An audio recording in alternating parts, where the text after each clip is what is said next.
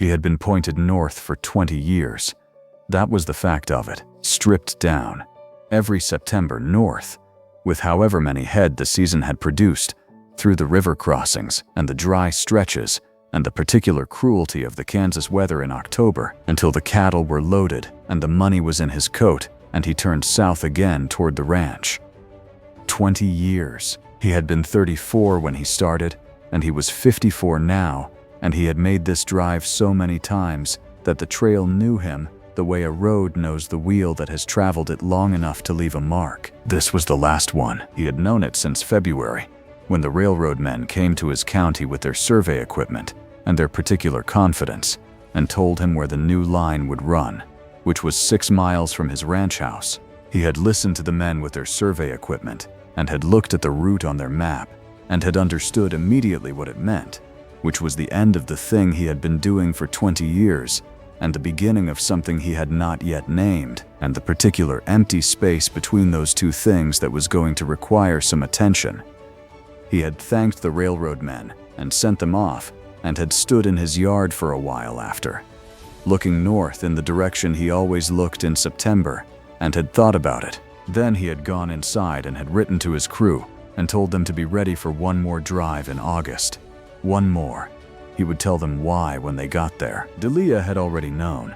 She had figured it out in March when she saw the survey stakes on her ride to town, and she had sat with it through the spring the way she sat with things she wasn't ready to speak, quietly, turning them over, not rushing toward the conclusion.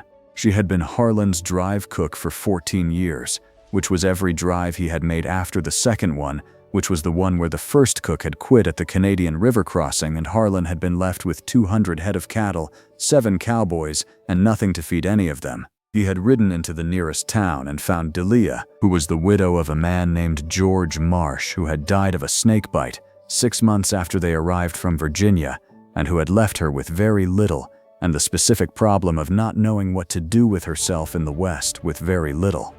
She had told Harlan she could cook. He had told her to prove it.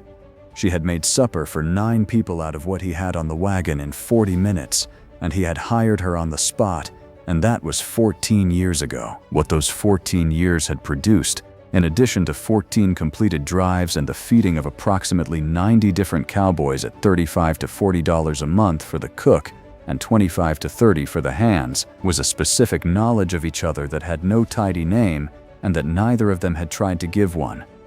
She knew how he took his coffee, black and strong, and before the sun was fully up, always the first cup she poured, and always handed to him without being asked, because she had learned in the first season that he didn't ask for things he needed, he simply went without them if they weren't provided. He knew that she did not drink coffee herself, but made it for the crew with the specific care of someone who respects a thing they don't use, and that the one exception was the last night of the last drive each season, when she allowed herself 1 cup. He knew the sound of her voice when she was managing something she found difficult and presenting it as routine, a slight evenness that wasn't her normal voice, a deliberateness in the pacing, and he knew enough to stay out of the way when he heard it, and to check on the situation the following morning when she had handled whatever it was.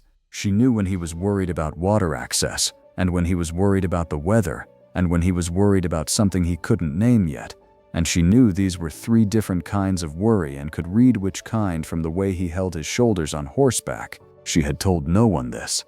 He did not know she knew it. They had never said anything about any of this out loud.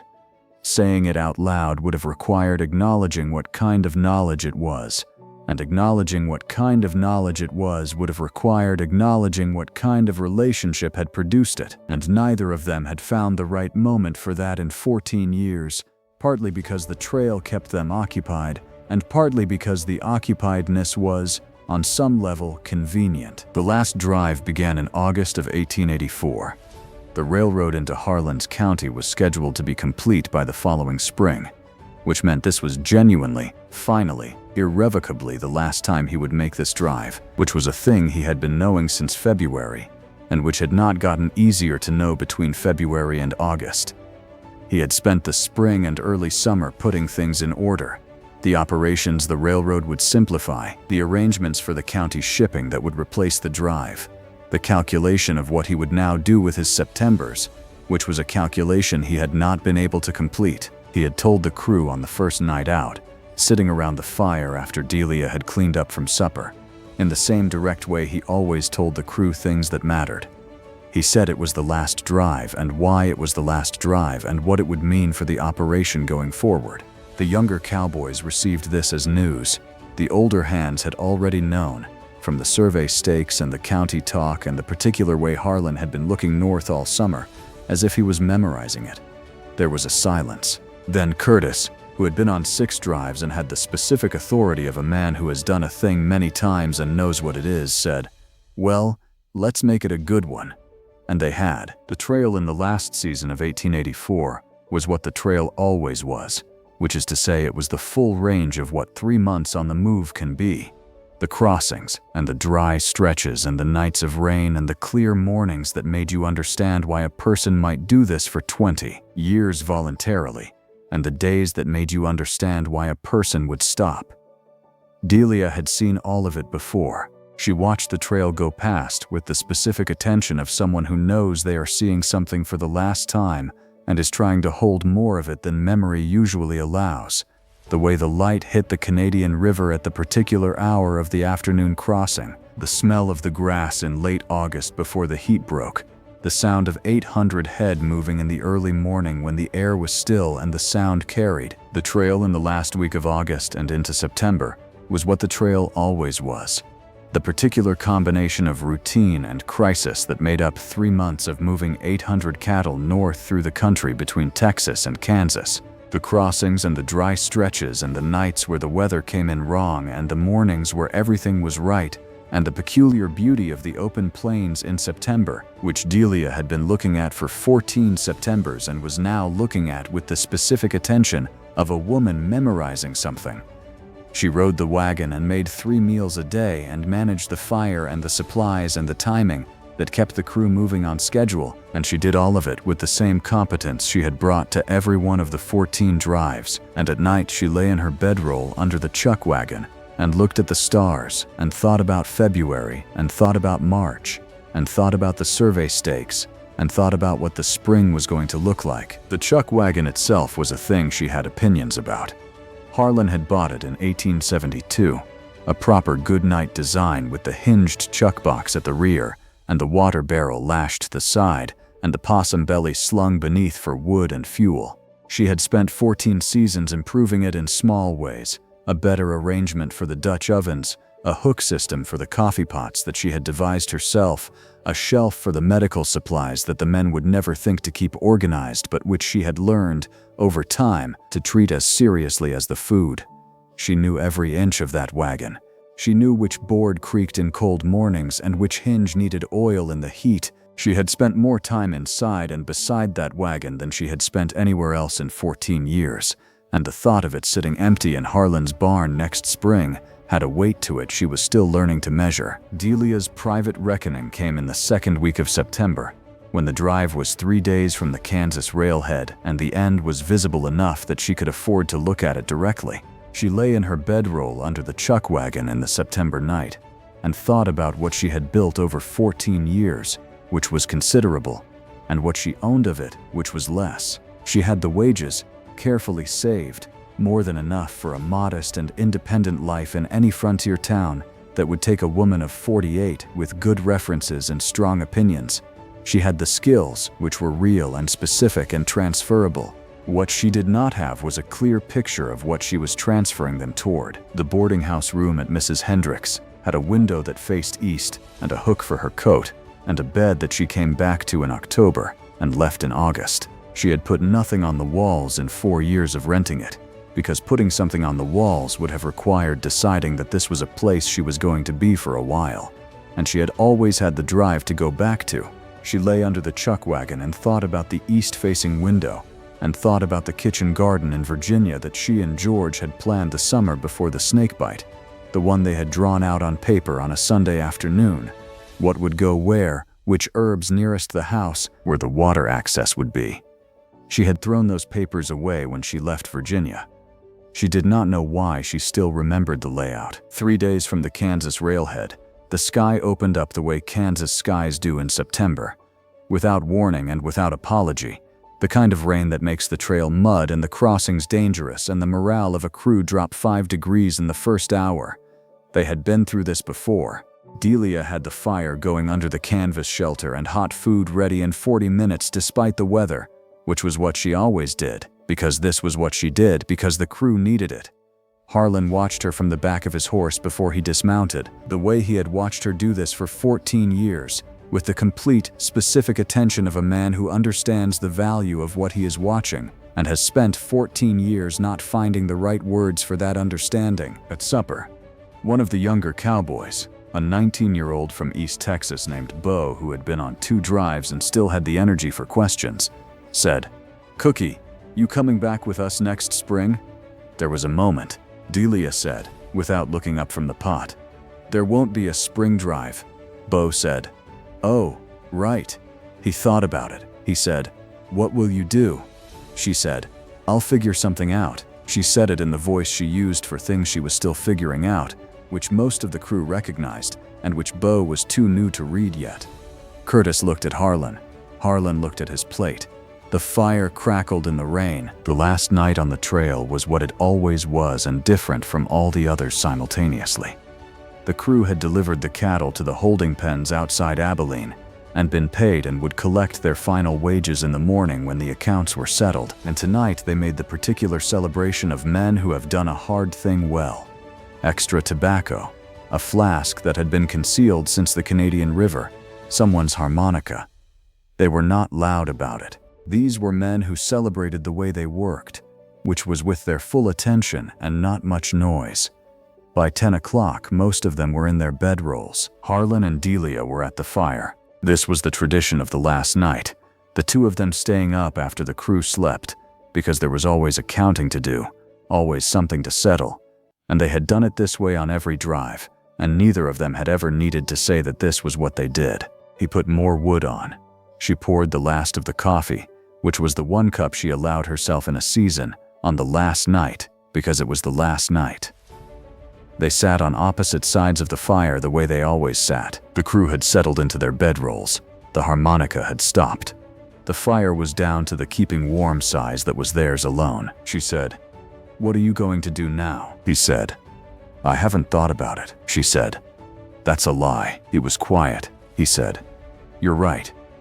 He set his cup on his knee. "I know what happens to the ranch. The railroad simplifies the shipping. My men can run the operation without me pointing north in August. The cattle go out. The money comes in. The ranch keeps itself." He paused.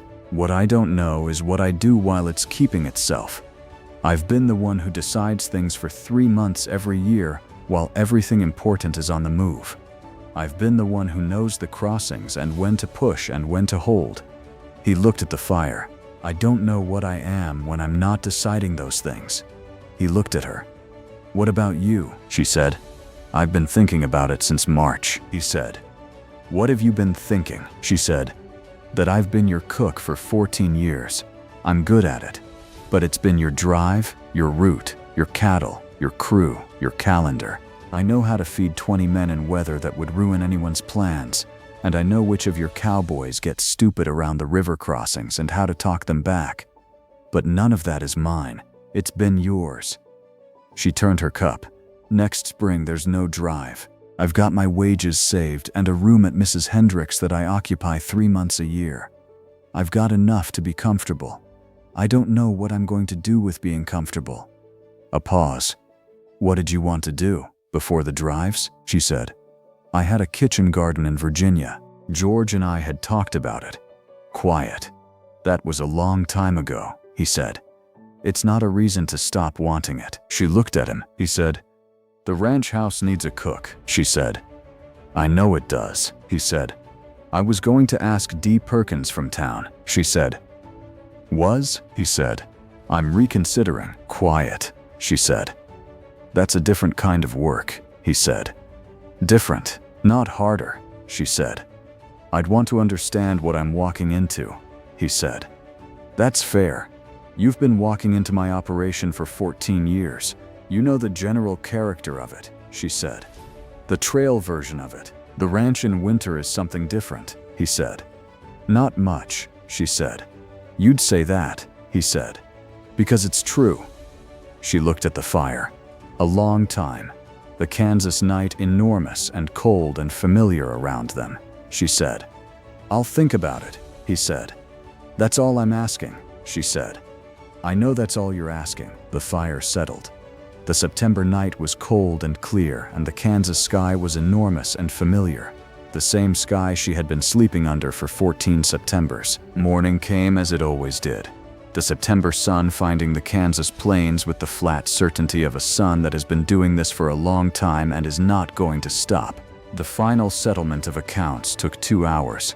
The careful work of paying out 14 men their final wages for the season, and the additional settlement that Harlan made to the 3 hands who had been on more than 5 drives, because he had decided in February that a thing of that duration deserved a proper acknowledgement, and he had made that acknowledgement in cash, which was the language the trail understood. The breaking down of the chuck wagon was different from the usual end-of-season disassembly in a way that was difficult to describe and immediately apparent to everyone present. They took it apart more carefully than they needed to. They set each piece down with a deliberateness that was also something else. Delia folded the canvas covers and the apron she had worn for 3 months and put them in the correct box and closed the lid. She did not make anything of this. The crew dispersed in the way of men at the end of a hard thing done well. Handshakes, and a few of them with wet eyes that they did not acknowledge because there was an understanding that some things were felt and not discussed, and this was one of them. Curtis shook Harlan's hand for a long time without saying anything, and then said, "It was something." Harlan said, "Yes." Curtis picked up his bag. He walked toward the station. A few of the younger men shook Harlan's hand and thanked him, and then shook Delia's hand too, which was not the usual way of things and which she accepted without comment. Bo, the 19-year-old from East Texas, said, "Cookie, I don't know what you're going to do, but whoever gets you next is lucky," she said. "Go home, Bo." He went. Harlan and Delia were the last 2 standing at the edge of the empty lot where the chuck wagon had been. The wagon was loaded on the flat car now, headed back south. He was looking at the empty space where it had been. She was looking at it too, he said. "You thought about it?" she said. "I have," he said. "And," she said, "the ranch house needs a cook." He said, "Yes," she said, "and you need someone to tell you when you're standing still and calling it deciding." He said, "I have men for that." She said, "No, you have men who let you be wrong because you sign their wages." A pause. He looked at her. He said, "That's probably accurate." She said, "It's accurate." She picked up her bag. He picked up his. They walked to the horses side by side without discussing the direction, because they both knew the direction, which was south, which was where they'd always gone in October. He had been pointed north for 20 years. That was the last September he drove north from the ranch with 800 head of cattle ahead of him, and 3 months of trail and everything he knew about himself organized around the movement and the direction. The following October, he put a post in the ground where Delia said the kitchen garden would get the best morning light, which was the east side of the ranch house between the main window and the well, and he put in 4 more posts over the next 2 days because she had specific ideas about the size of it and the spacing of the rows, and she turned out to be right about the spacing, which was not a surprise to either of them. The following April, he rode south to look at some land he'd been considering acquiring, and Delia came with him because she had been looking at the maps and had opinions about the water access on the south section that she felt he needed to hear before he made a decision, which he did need to hear, and which were correct, and which changed the shape of the acquisition in a way that made it considerably more sensible. They rode south through the spring morning, and the conversation between them was the same as it had always been on the trail. Her saying what she thought, him listening completely and without hurrying toward the conclusion, except that there were no cattle ahead of them, and no crew flanking them, and no chuck wagon rolling to the right, and the direction was south instead of north. He had been pointed north for 20 years. It turned out he did not mind south. It turned out south was where the water access was better, and the morning light hit the kitchen garden correctly, and the particular question he had not known he was asking for 14 years finally had the beginning of an answer, which was not a complete answer but was enough to work with, which was all an honest answer ever needs to be.